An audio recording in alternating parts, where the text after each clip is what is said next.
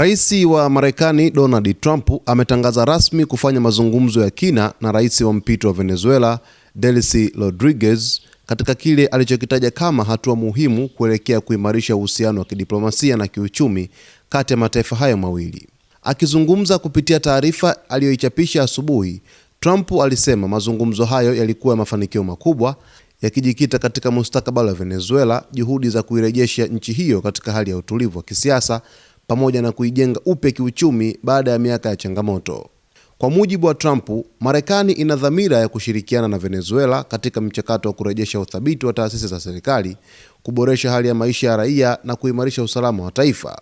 Alisema mazungumzo hayo yalifungua ukurasa mpya wa ushirikiano ambao haujawahi kushuhudiwa hapo awali kati ya Washington na Caracas. Masuala kadhaa nyeti yalijadiliwa kwa kina, yakiwemo sekta ya mafuta ambayo ni uti wa mgongo wa uchumi wa Venezuela, madini muhimu yanayohitajika duniani pamoja na fursa za biashara baina ya nchi hizo mbili.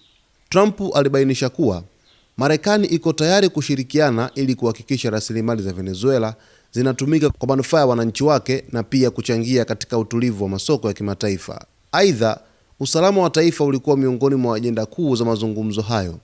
Trump alisema pande zote mbili zilijadili namna ya kushirikiana katika kudhibiti vitisho vya kiusalama, kuimarisha amani ya kikanda na kuzuia migogoro inayoweza kuhatarisha usalama wa Amerika ya Kusini na eneo la Caribbean.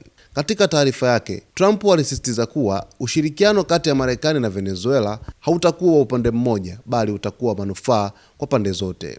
Alisema Marekani itanufaika kupitia fursa za kiuchumi na usalama, huku Venezuela ikipata msaada wa kurejesha uchumi wake, kuvutia uwekezaji wa kimataifa na kuboresha maisha ya wananchi wake.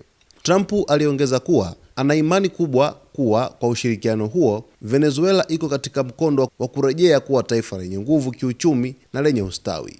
Alisema anaamini kuwa Venezuela inaweza kuwa bora zaidi kuliko ilivyokuwa hapo awali endapo juhudi hizi zitatekelezwa kwa uwazi na uaminifu. Kauli hiyo ya Trump imezua mjadala mkubwa katika medani ya kimataifa, hasa ikizingatiwa historia ndefu ya mvutano wa kisiasa na kiuchumi kati ya Marekani na Venezuela. Kauli ya rais wa Marekani Donald Trump kuzungumza na rais wa mpito wa Venezuela Delcy Rodriguez inafuatiwa na kile kitendo ambacho Marekani iliweza kukifanya mnamo tarehe 3 mwezi wa kwanza baada ya kuweza kufanikiwa kumteka rais wa Venezuela Nicolas Maduro kwa wakati huo na kuweza kwenda naye moja kwa moja nchini Marekani na kumshtaki katika mahakama ya New York nchini Marekani kwa tuhuma za madawa ya kulevya akiwa na mke wake Celia Flores. Mtazamaji wa Zone Media, basi kaa karibu nasi wakati wote ili uweze kufahamu yote yanayojiri katika uga wa kimataifa. Usisahau kusubscribe channel yetu, kulike, kucomment pamoja na kushare.